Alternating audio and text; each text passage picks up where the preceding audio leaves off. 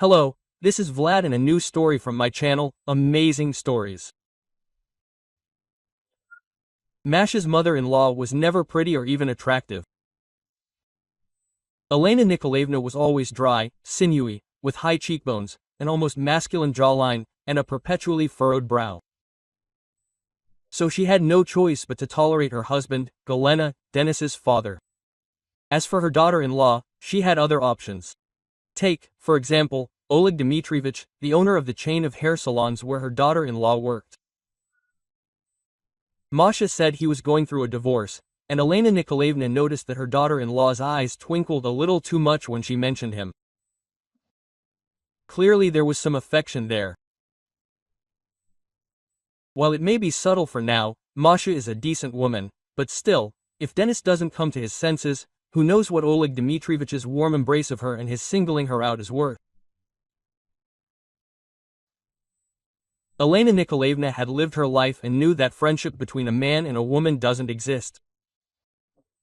Yes, it begins with support and admiration for professionalism, and then anything can happen. Look at Masha, she's so pretty, with her blonde hair, snub nose, and pouty lips. She looks 7 years younger than her 30 years. Lately, she'd put on a bit of weight and rounded out, but this only made this short, neat, and well-proportioned woman even more beautiful. That's what Elena Nikolaevna was really thinking. Of course, it's selfish to worry about having your grandson snatched away from under your nose in your old age. But if Masha had actually left Denis, a whole host of other problems would have arisen.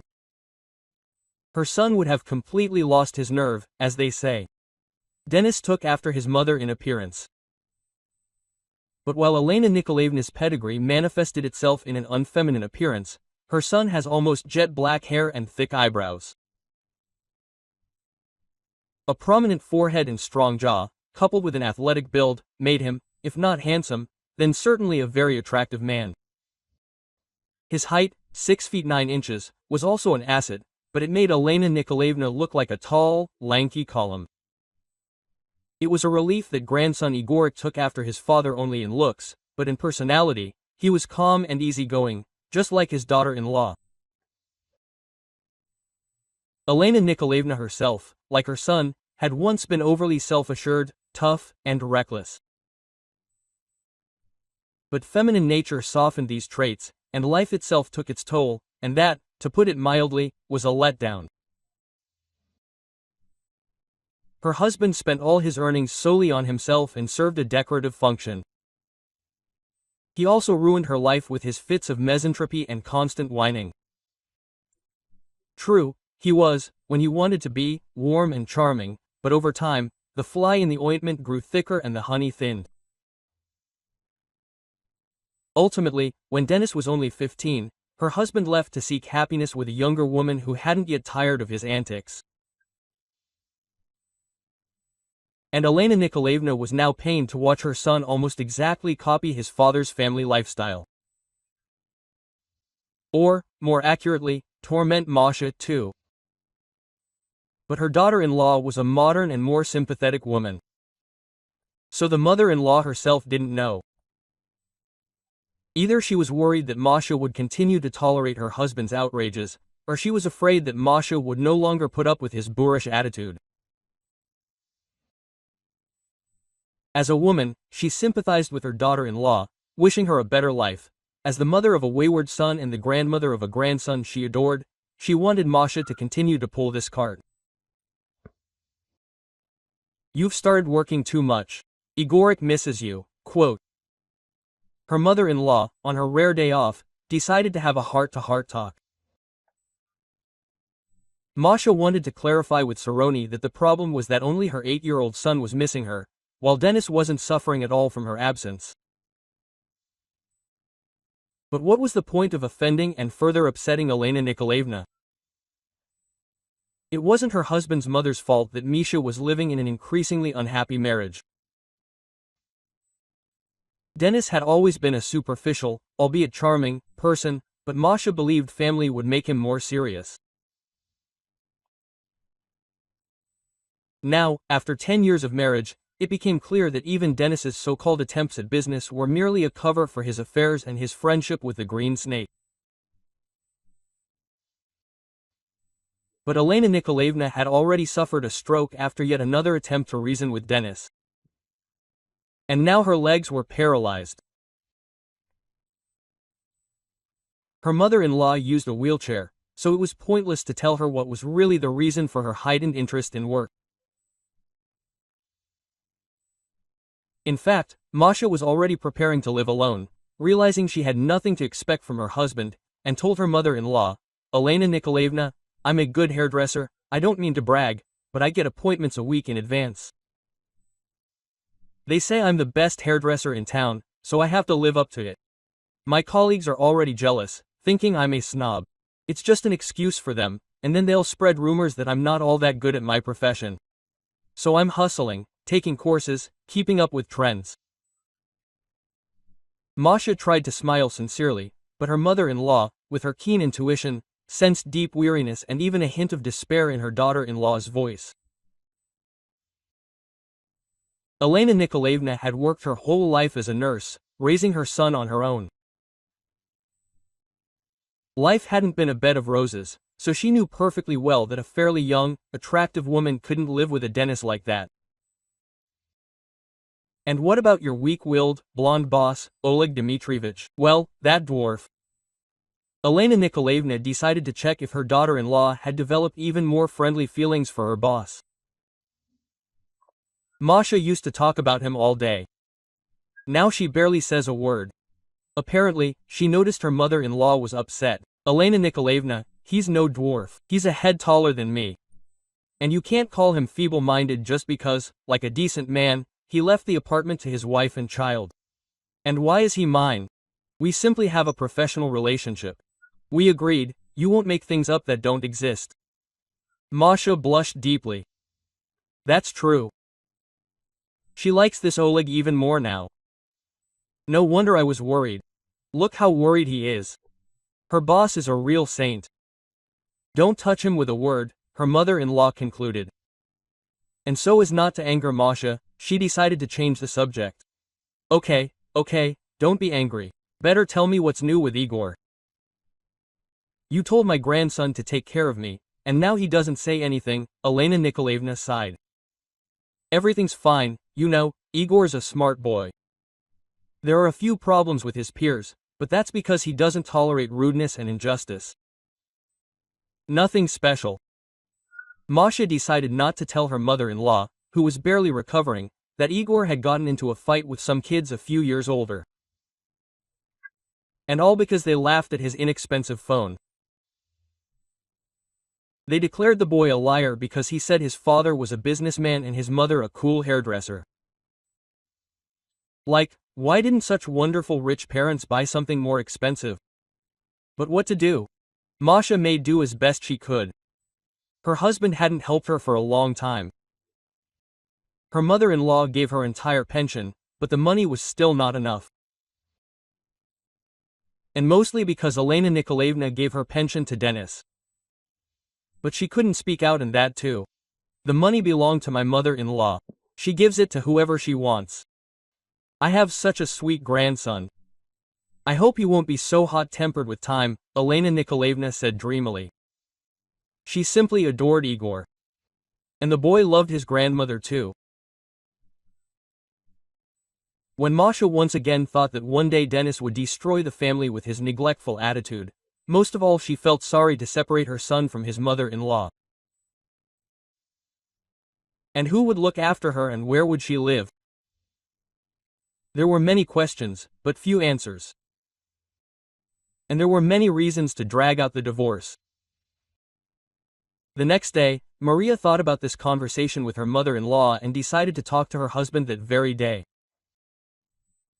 Dennis should return from another business trip or a bender. She no longer wanted to figure out what exactly he had been doing. And Masha decided that she should try to give something like an ultimatum. Either he comes to his senses and starts behaving accordingly, or they need to agree on who will take on what after divorce. Masha couldn't bear it any longer. She was distracted from her thoughts by the ringing of the wind chime hanging above the salon door. A few days ago, an odd couple, Victor and Ludmila, had made an appointment. She was surprised to see two names listed. She actually only did women's hair. And indeed, they both showed up. The man looked sunken, if not to the very bottom, then close to it. Nallo's was shaved, and sloppily. Here and there, clumps of hair were visible. He had clearly shaved while intoxicated. Victor was wearing jeans and a stretched-out t-shirt 4 sizes too big. It had an obscene slogan on it, which read in English, "See, I don't care what other people think."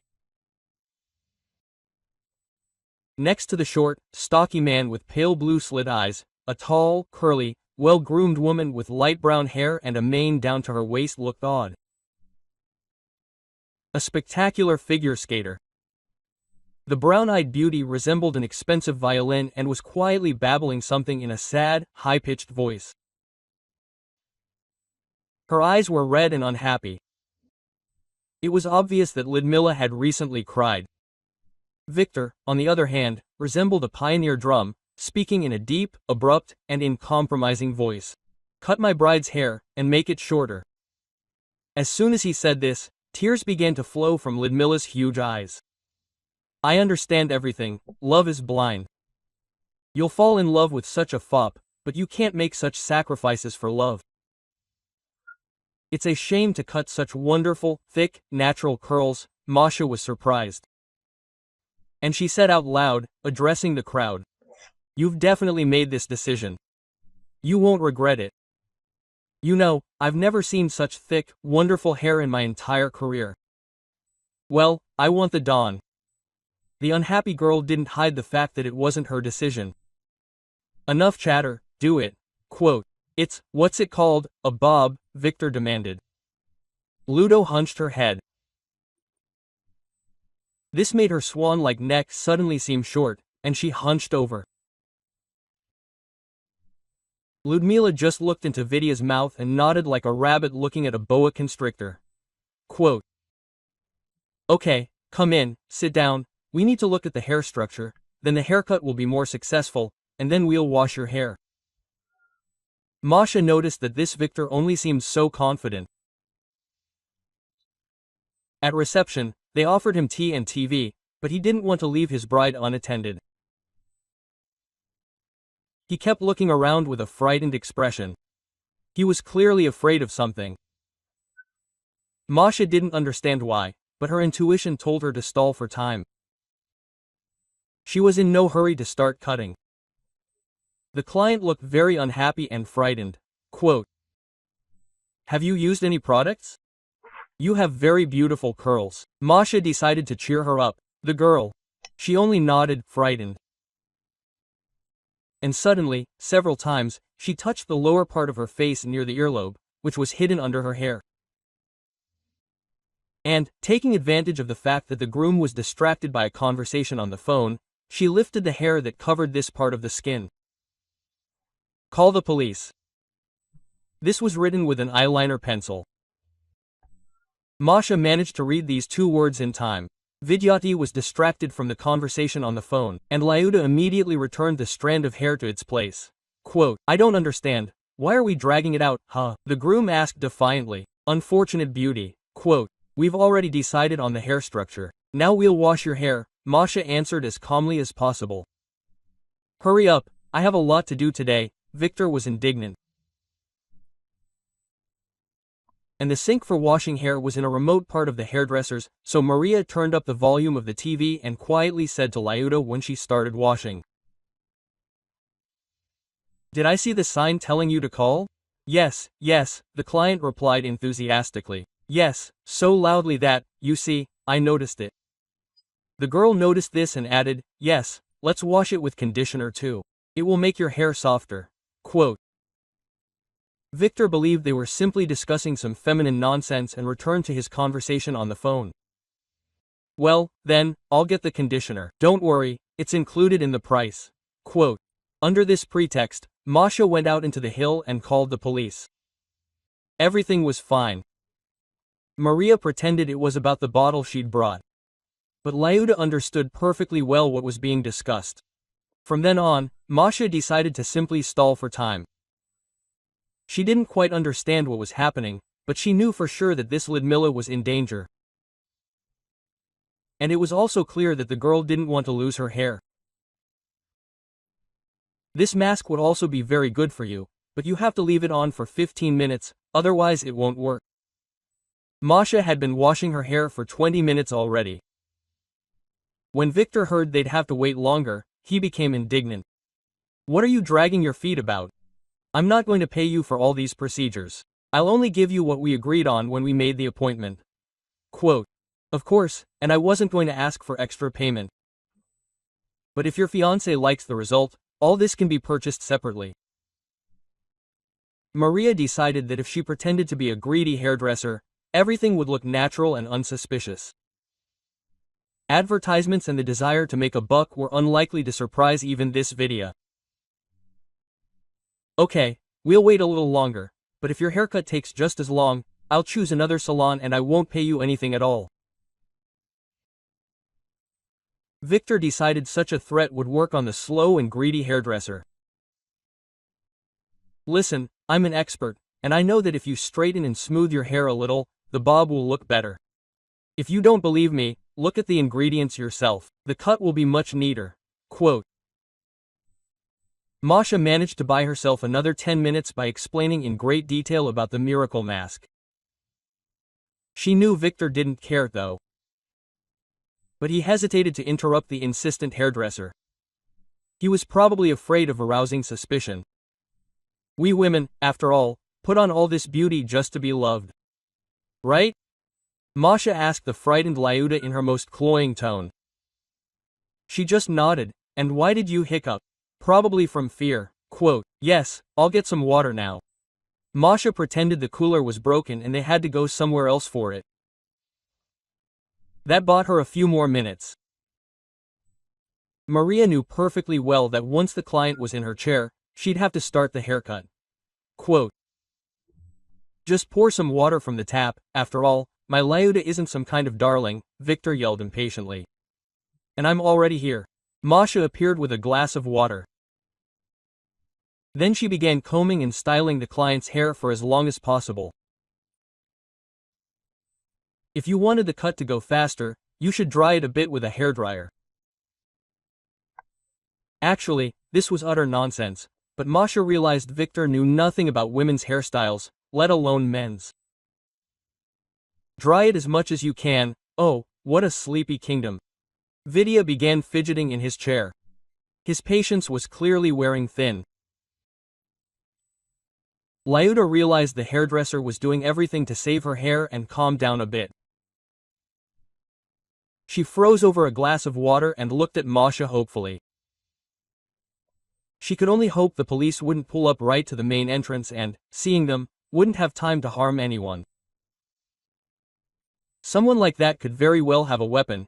He was clutching a small briefcase so nervously. A fly. Maria heard a car quietly pull up to the back entrance. Without knowing why, she began rattling her tools loudly and desperately, pretending to be choosing the right pair of scissors from a drawer. The police were already entering through the back door, the exact location Masha had described. She had left it unlocked. Quote. Okay, now we'll give her a quick haircut. Masha snapped the scissors in midair, just a millimeter from her luxurious mane. Lyuda shrank back into her chair, needlessly. The officers who had entered were already arresting Victor, who hadn't even had time to get up. They had entered so quietly, and Vidya had been so surprised by their arrival. The supposed groom, so cool, immediately dropped his bravado. And Lyuda told the police that she was actually a wealthy heiress. Vidya had kidnapped her to cover up the theft of money from her house, and also to collect additional ransom from her relatives. Thank goodness for stalling for time. I wouldn't have survived that haircut, you wouldn't believe it. Quote. She was more afraid of this than if she'd simply been killed, Ludmilla admitted. I'm glad we managed to save not only the nose and hair, Masha replied, feeling a sense of pride in herself. The day clearly wasn't wasted. But why was it necessary? Well, give you a haircut, the hairdresser was surprised. That was Vector's plan. Cut it in one salon, color it in another. And that way I would be less noticeable in the crowd, explained Lidmila. In all this fuss, Masha forgot that she was going to talk to Dennis that evening. And when she arrived, her husband was already watching TV with their son, discontentedly, and was clearly very angry. What are you doing at work? What kind of a star are you? I'm slaving away on a business trip, and she's dancing on TV. Why not cook dinner for my husband? You know that mother is sick. This is how you greet me, Dennis pounced on her. Well, I couldn't help but help someone. Masha didn't want to say in front of Igor that the fruits of her husband's labor were not visible. And if anyone in the family earned money, it was she. Mom, did he have a gun? Were you scared? The boy, unlike his father, considered her a heroine. Now the kids in class will find out that she's truly the best hairdresser. There's nothing to quarrel about. Mashenka did the right thing. We're proud of her. That's right, Igor. Elena Nikolaevna, as always, acted as a peacemaker. By the way, I could have become a business owner too. Maria, offended by her husband, told me that Lidmila, in gratitude for saving her, offered to buy her own salon and give her money for its development. Just don't tell me you were stupid enough to nobly refuse. Dennis's throat was sore from greed. He was up to his neck in debt. But neither his wife nor his mother knew about it yet, so a family-owned beauty salon certainly wouldn't hurt. Of course, I couldn't agree, but what did I do that was so special? I saw the sign and called the police. Any decent person would have done the same in my place. Masha sincerely didn't understand why her husband was so angry. He and Lyuda had agreed that they would sometimes go out together, maybe even make friends. And taking money from her for such a trifle would have been impolite, even if Lidmila had offered it herself. This kind wife turned up at our expense, by the way. Have you thought about your family? The husband yelled, got up noisily from the table and ran into the other room. Quote, Mom, why is Dad angry? Igorik was surprised. The boy was used to his parents arguing often, but he had never seen his dad so angry before. Yes, everything is fine. We will talk and sort everything out.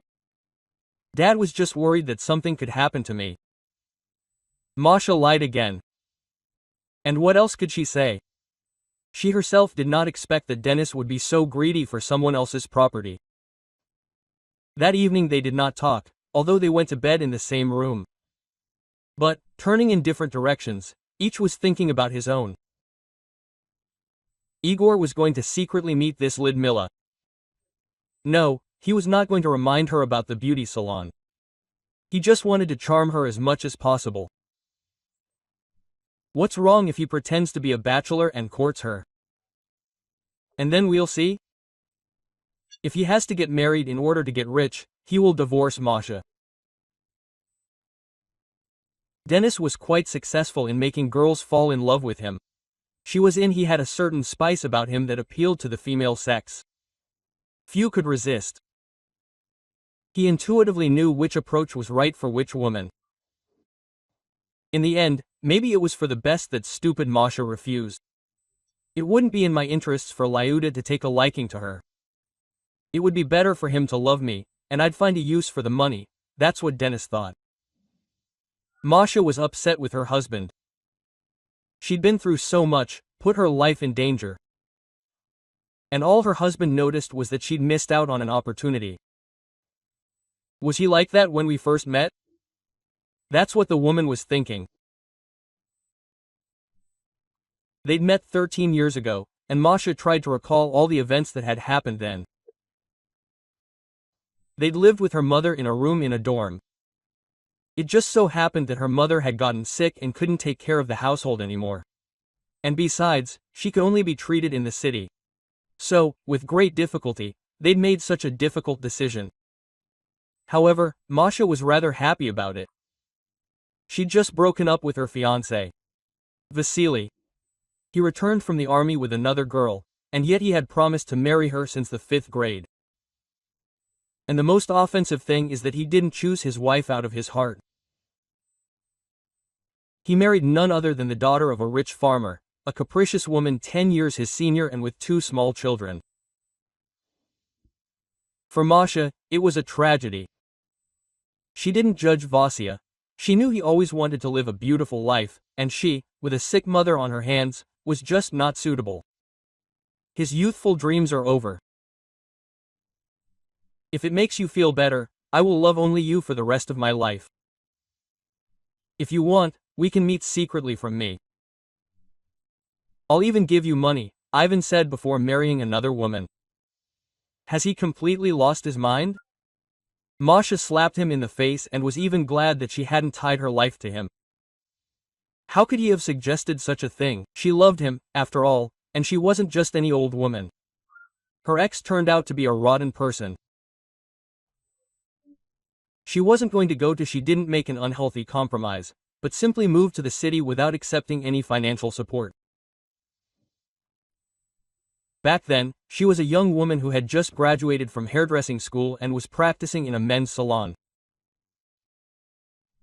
Yeah, only the greediest come here. The main thing is, don't get involved with anyone, Maria's colleague said. They're not necessarily greedy, maybe they just live nearby. Quote. Masha had always been an optimist, and in her early youth, she'd always tried to see the best in people. Yes, she hadn't had luck with her first love, but she believed she'd still find the one for life. That's when Dennis started courting her. It wasn't exactly love at first sight, but he won her over with his concern for Masha's mother. He pushed some buttons, and her mother had surgery. Dennis was 30 at the time. He was at the height of his career. A childhood friend gave him a good position, and the man told her he could now give her mother everything she deserved. We might as well someday, too. We'll be parents. How I wish our children would love and respect us, just like we do ours. There must be traditions. Dennis spoke so beautifully about family values that Masha, without even noticing, began to dream of having children together. I'm so glad you met a decent man. I was afraid you'd be stuck in this dorm. Our neighbors are nice people, but they have really bad habits, Mom rejoiced. She met Elena Nikolaevna. The women liked each other. So Mom dreamed of attending her daughter's wedding and holding her grandchildren.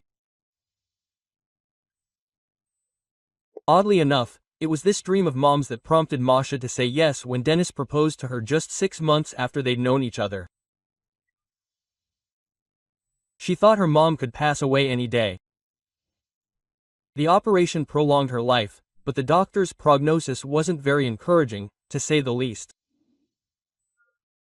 Masha still wasn't sure she loved him, that she'd found the one she'd dreamed of. Image Dennis was still a bit of a cliché. She didn't really know him, but her mother was so happy about the wedding that Masha considered herself the happiest person in the world. She didn't live to see Igor's birth, but at least she attended the wedding. It was the happiest time. The next few years saw Masha endure many unpleasant things. She learned that her husband had an unfinished relationship with a businesswoman. And it was Svetlana who had gotten him a good job. There was no friend who helped. We just happened to meet at a hotel one day, just for old times, sake. I'm trying for the family, her husband said cynically when Masha found messages with his mistress and part-time boss on his phone. So how can you? She wanted to leave him on the spot, but decided she needed to give birth first. She was pregnant at the time. Her husband never left his mistress. Due to stress, she lost the baby and then went into a state of prostration for 2 years. She had no idea what was happening to her. The loss of her unborn child suddenly reminded her that her mother was gone too. One grief compounded another. She simply went to work like a robot, took some courses, and was greatly supported by her mother-in-law. Finally, Masha came to her senses. She decided to get a divorce, but discovered she was pregnant again. This happened after her husband offered a makeup leave. They went south to separate. And that's how it all ended. Dennis wielded some inexplicable power over her. She was drawn to her husband like a magnet. She couldn't resist his charms. No, it wasn't love or passion, it was simply him saying they would always be together and hugging her tightly. She believed him and didn't leave. She kept wanting to be sure of something else. Her mother-in-law's good attitude also played a role. After all, Elena Nikolaevna had become, to a certain extent, a mother to her. When their son was born, Dennis was the best father in the world for the first few years, even changing diapers. He pushed the stroller himself, didn't scold his wife for her weight gain, and even paid for a nanny. But then, it was as if his fatherly function had been switched off. Dennis lost interest in his son. From the age of 4, Igor simply became a household item. My husband interacted with the child occasionally, but it was as if he were forced to.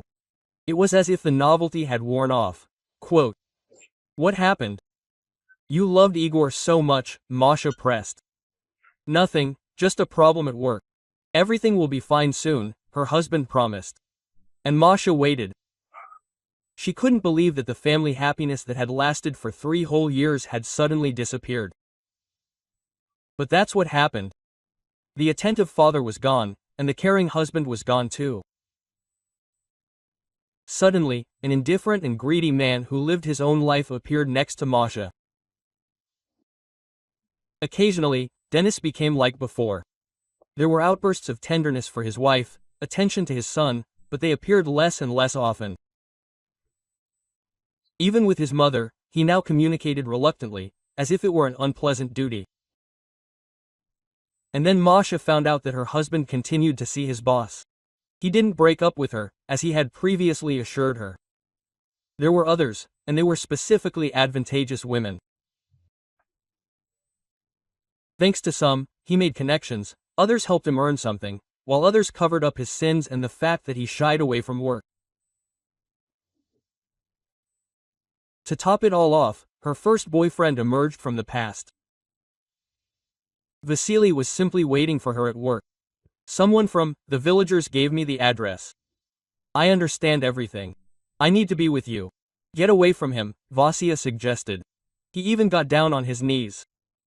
It looked quite pathetic, especially since it was raining.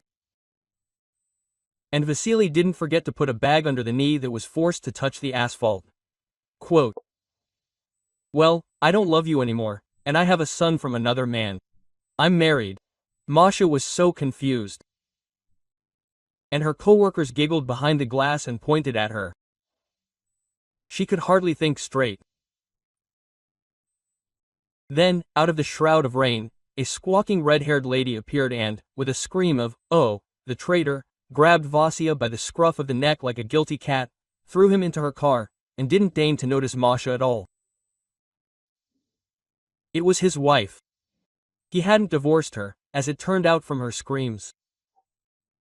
Vasily wanted to get Masha's consent first, and only then tell his wife that leaves her.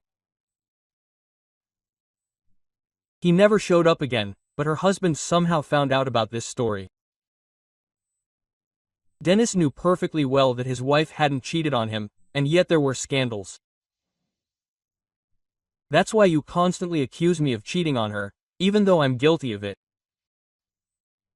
My husband took a genetic test, even several times. After making sure that Igor was his son, he calmed down a bit. But from then on, whenever Masha dared to say a word to him about playing hooky, he brought up this story and made it look like he'd forgiven her. It was as if they were equally at fault, or something like that. Then Elena Nikolaevna, not out of malice, accidentally let it slip to her son that Masha was in special favor with the director, and he pretended he'd expected nothing else.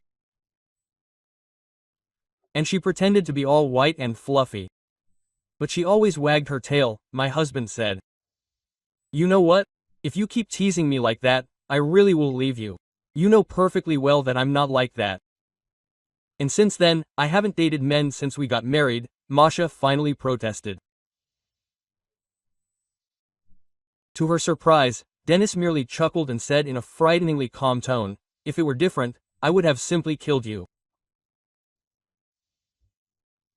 Her husband then repeated several times that if she left him, he wouldn't be responsible for himself.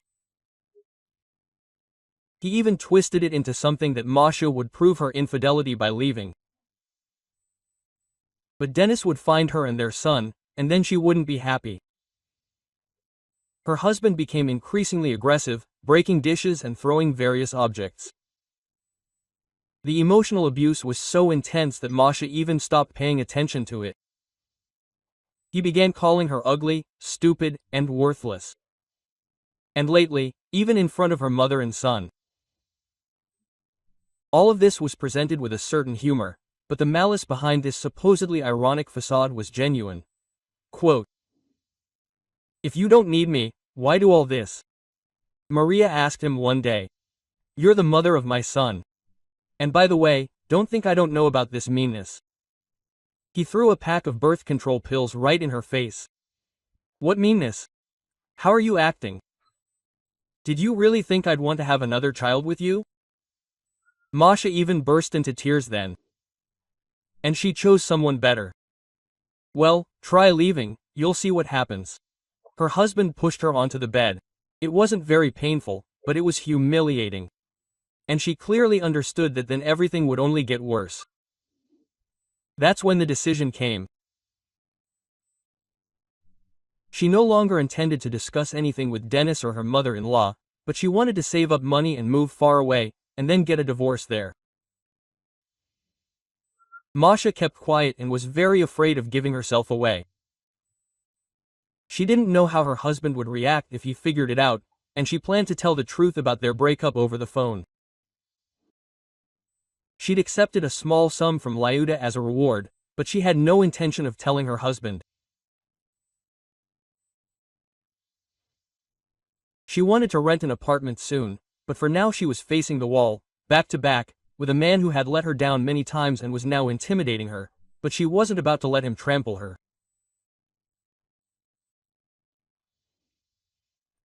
About a month passed. Masha became friends with Lyudmila and couldn't help but notice that her new acquaintance had added heels and floral dresses to her wardrobe. Lyuda was constantly daydreaming and generally seemed incredibly happy. Quote, it looks like you've recovered from the situation with Vidya, Maria said. Oh, don't remind me. I would never have paid attention to him if he hadn't been my high school sweetheart. Who knew he would turn out like this? Lyuda told me she had a boyfriend. He's much older, but she'd never seen such tenderness and care from anyone before. And imagine, he's single and rich.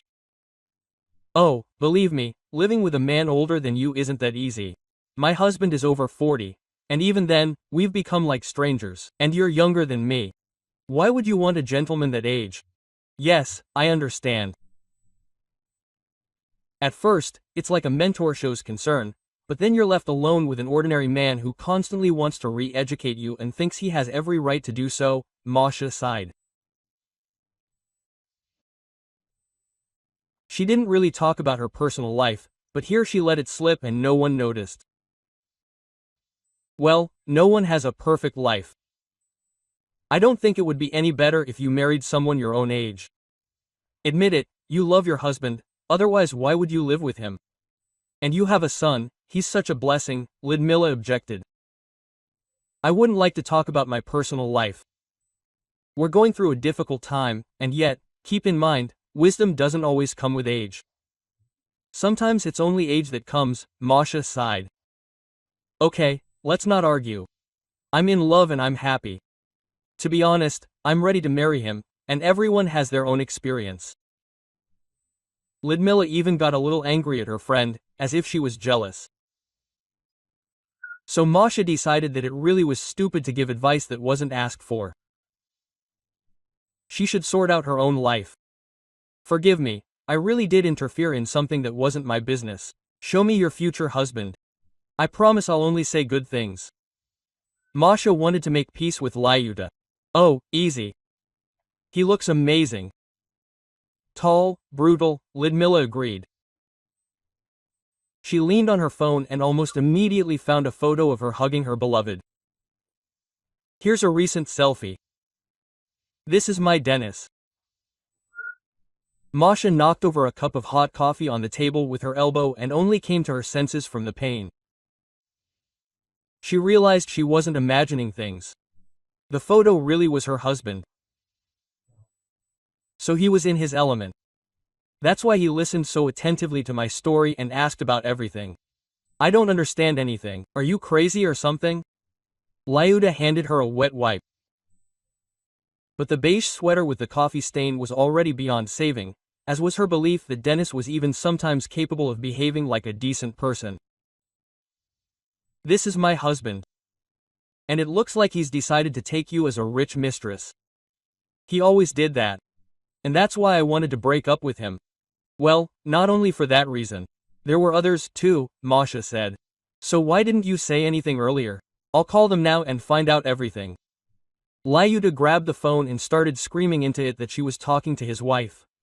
Quote, "Oh, really? I'll put it on speakerphone now," Ludmilla finally said. She says, "You only want money from me. Don't let her lie. Masha knows I'm breaking up with her. So you decided to ruin my new relationship. Don't believe her, I've fallen in love with you." Dennis lied on the fly and made up something about Masha simply being afraid of being left without his support. She tried to object, to be indignant, but Ludmilla didn't believe her. And Dennis sternly said that the matter was settled, that he could get out of here. He chose Lyuda and then hung up. Quote, "So, did you want to mess with me? You could have told me it was your ex," Lyuda said maliciously as she left. "But I'm not Masha." She started making excuses, but didn't have time to say anything. Lyuda simply stormed out of the cafe, shouting that she would fight for her happiness. So Masha wouldn't be able to slander the man of her dreams. And maybe it would be better if Dennis left on his own, without seeking revenge. I just feel sorry for Lyuda. Masha came home with these thoughts. She warned her mother-in-law that they would have to leave with their son. Her husband had decided so, and she couldn't do anything about it. Elena Nikolaevna was very sympathetic, though she couldn't help, and only repeated several times that they had to wait until the last minute, because if the family came to an end, it would be impossible to put it back together. Quote, "Mother, don't give me advice. I'm already an adult, I'm going to live with her people at her house. But in a month, Masha must be gone," Dennis said. "But what about little Igor?" Elena Nikolaevna was frightened. "He'll live with his mother." "He's not the first, he won't be the last," said her son, adding, this time addressing Masha. "Don't count on alimony, I know how to hide my income." "How can that be? It's not humane." "You lived so well," Elena Nikolaevna continued lamenting. "Exactly. We lived well then, and now Masha is nothing to me. So let her go," Dennis snapped. The next 2 weeks made the situation even worse. Oleg Dmitrievich handed her a thick envelope and said, "Masha, you know how much I value you, but very powerful people insist that I fire you. This is for you to get started. I hope the situation calms down, and then you'll come back to our salon. Call anytime. You know how much I value you. Forgive me again." Hey, who's asking to fire me? For some reason, Masha wasn't surprised to learn that Ludmilla was using every available lever of pressure. "Just don't tell me I told you. I was asked to keep it a secret. But I think it's important for you to understand that you're unlikely to be able to get a job at another salon," Oleg Dmitrievich blushed. "And why did I ever help these people? Now I'm getting divorced, just like you, and I can't even find a job. I have nowhere to live. My dorm roommates started a fire. Now it needs repairs. And where will I get the money? Masha herself didn't understand why Oleg had to dump all this on her. You know what? I'll help. You can just rent an apartment. Since you're getting divorced, I can say that I have feelings for you. Oleg Dmitrievich began to timidly say something about how his feelings had recently gone beyond friendship. Oleg, with all due respect, are you kidding me? This isn't the best way to calm me down. Masha thought he was trying to support her in this strange way. Like, not all is lost, and he's attracted to her. I'm not at all. Oleg was still muttering something, even starting to stutter from excitement, but Maria had already rushed out of the hairdresser's as if scalded. Only then did he realize that he really had chosen the wrong time and place to express his feelings, which were quickly developing into something more. How are you living here? My mother-in-law, despite being in a wheelchair, still came to visit her grandson and brought a gift for her almost ex-daughter-in-law. We try not to complain. Masha told me that she sees clients at home, and Oleg Dmitrievich helps out, sending a few people. But the landlord is uneven. He's breathing down my neck. He's raised the rent, so it's hard to survive. This conversation took place between Elena Nikolaevna and Masha about a month later. Maria filed for divorce. Denis was having an affair with Lyuda, and Elena Nikolaevna was trying to somehow exist between two fires and not lose her grandson in the process. It's hard for me too. You used to help, but now there's no one to look after me. Denis never shows up at home, but I'm not giving up.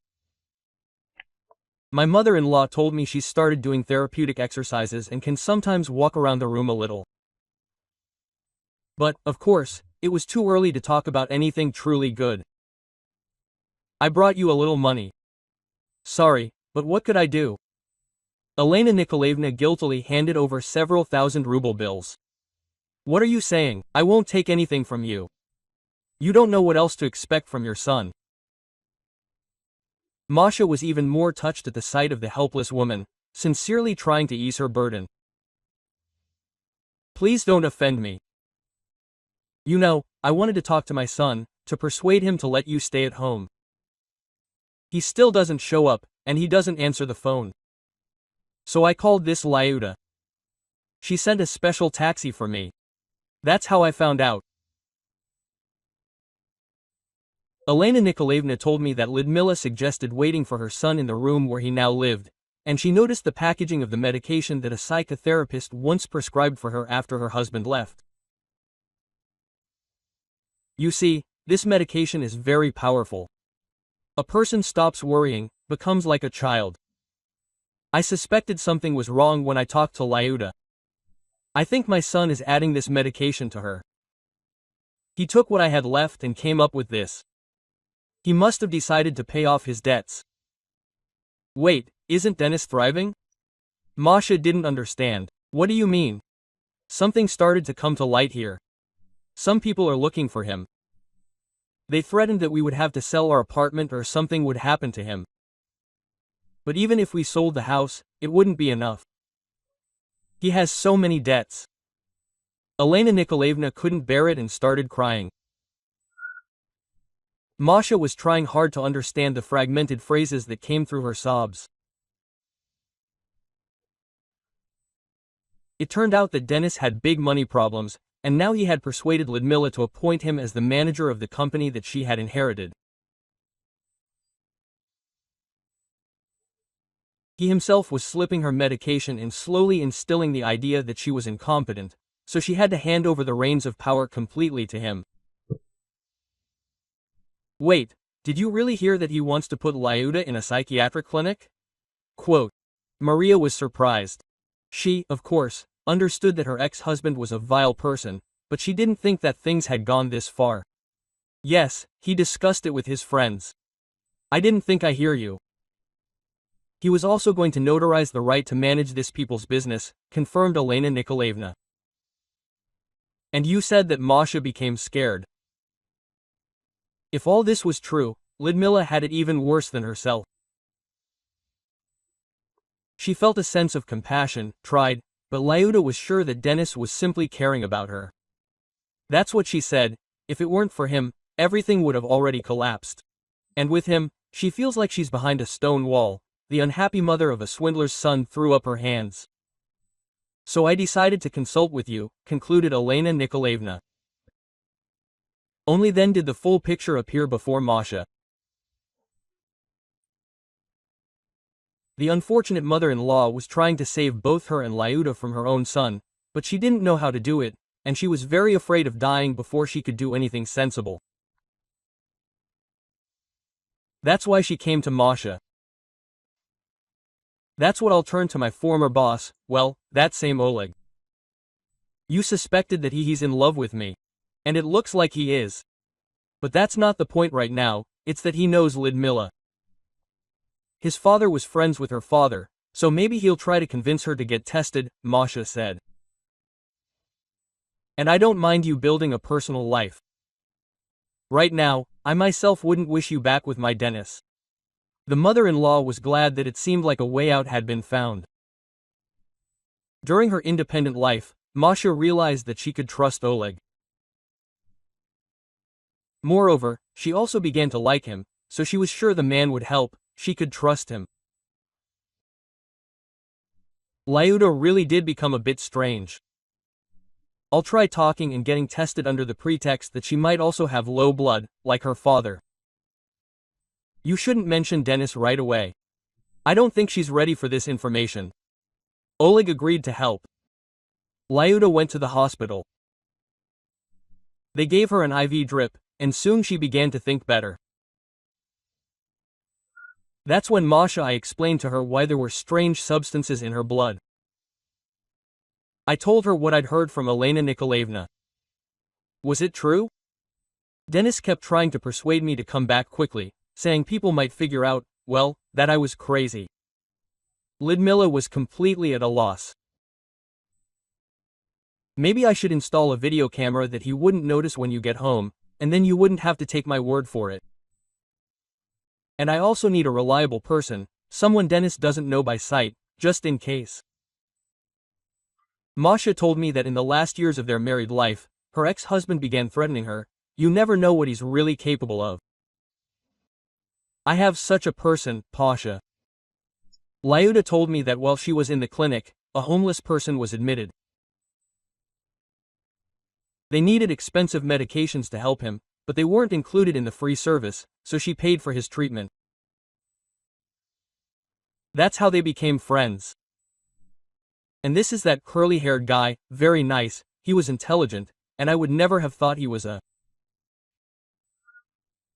Masha saw Pavel already washed and dressed, and learned from the crowd that after his mother's death, his relatives had kicked him out of their home. His mother had once disowned him, without having time to formalize the inheritance. That's how badly he had to deal with it. And her sister found out everything and kicked Pasha out.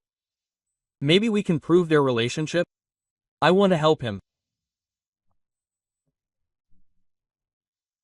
Ludmila talked for a long time about Pavel, and Masha saw her again as the same kind, albeit slightly flighty young woman, and she completely forgave her even before Lyuda herself asked.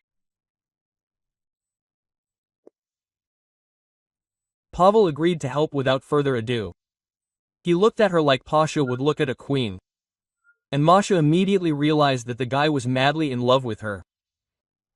Lyuda, however, was just attracted to him for now, and all she could do was hope that she wouldn't break the tramp's heart. Lyuda, you never listened to me, so at least believe me here. Pashka is in love with you. He's in love. Be careful with him, huh? Masha warned. He's 5 years younger than me.